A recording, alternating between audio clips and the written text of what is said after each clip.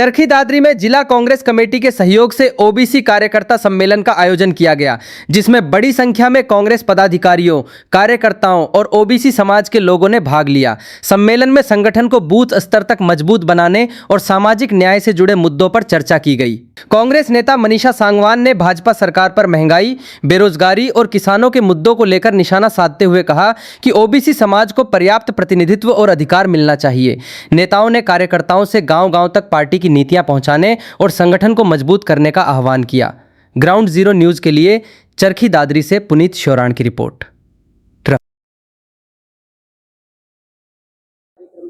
देखिए, आज ओबीसी कार्यकर्ताओं का सम्मेलन था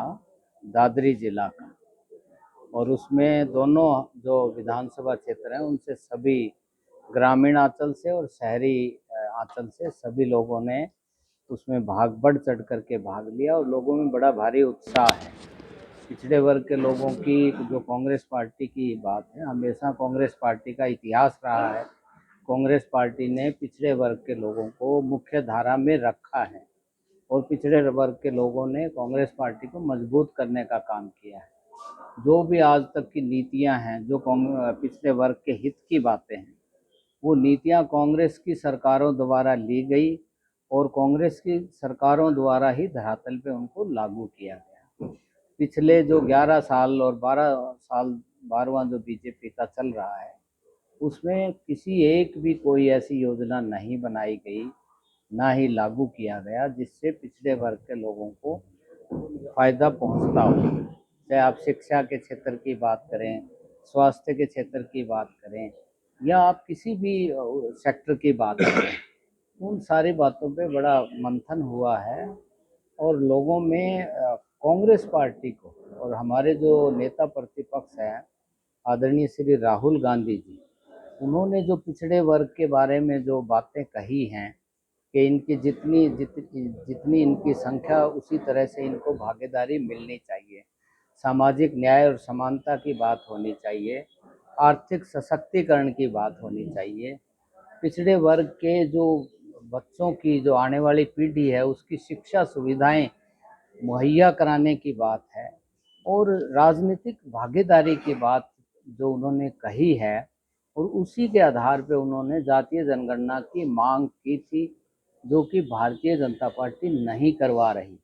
आजकल जनगणना का क्रम जारी है, लेकिन जो फॉर्म आया है उसमें जातीय जनगणना का कोई कॉलम नहीं है। तो कांग्रेस पार्टी और हम मांग करते हैं कि भारतीय जनता पार्टी जातीय जनगणना कराए, और आर्थिक स्टेटस क्या है वो भी पता लगाए, ताकि उसी हिसाब से, उसी ढंग से नीतियां बन सकें, और नीतियां धरातल पे लागू हो, और इस वर्ग को इसका सशक्तिकरण। बीजेपी की क्या मानसिकता आप मानते हैं? देखिए, बीजेपी की मानसिकता की बात आपने पूछी है। इनका क्या है कि जब चुनाव आता है तो ये बात करते हैं कि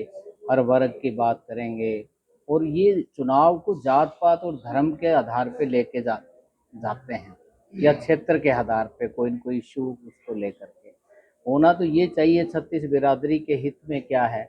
और छत्तीस बिरादरी के हित की, जैसे किसान है, पिछड़ा वर्ग है, अनुसूचित वर्ग है, हमारे महिलाओं के कल्याण की बात है, युवाओं के रोजगार की बात है, या जो कानून व्यवस्था को ठीक ढंग से बनाए रखने की बात है, महंगाई पे कंट्रोल करने की बात है। मुद्दे तो ये हैं जो गुड गवर्नेंस में आते हैं, लेकिन यहाँ सिस्टम दूसरा है। अब पिछड़ा वर्ग ने 2024 में उनको बरगला के, फुसला के, बहका के इन्होंने वोट लेने का काम किया, और उसके बाद कोई ऐसी जो वायदे किए उन वायदों पे पूरा नहीं उतरे,